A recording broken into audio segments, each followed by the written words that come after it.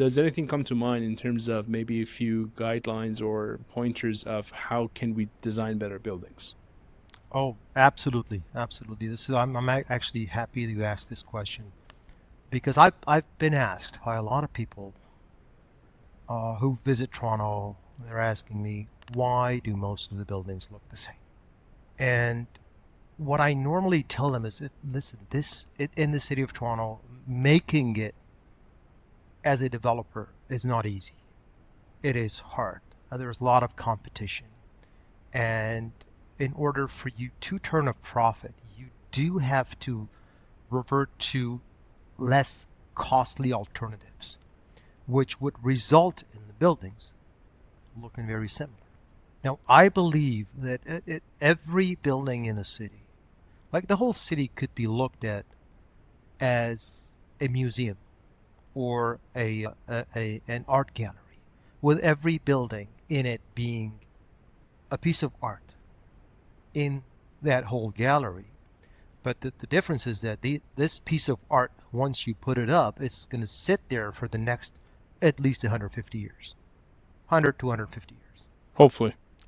We have buildings in the city of Toronto over 150 years, but it as far as our lifetime is concerned, they're considered permanent. So it is, and these buildings form the landscape of the city. It impacts everybody who looks at it. As an art piece impacts you when you walk by it and you look at it.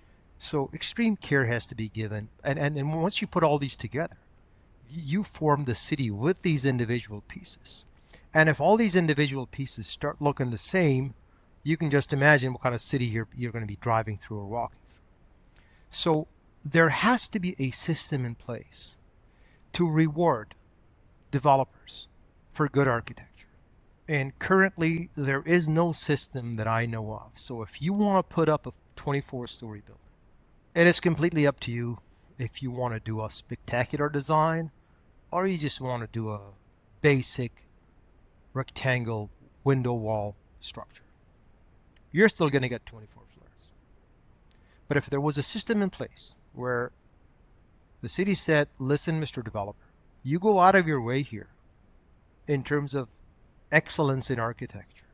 You add to the architectural value of this city if a group of architects approve that you've achieved that, then you get yourself another extra 4 floors.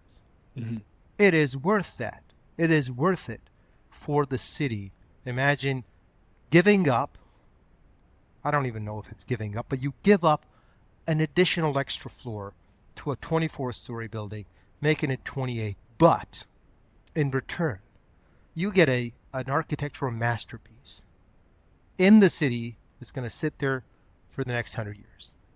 To me, this is not even a question.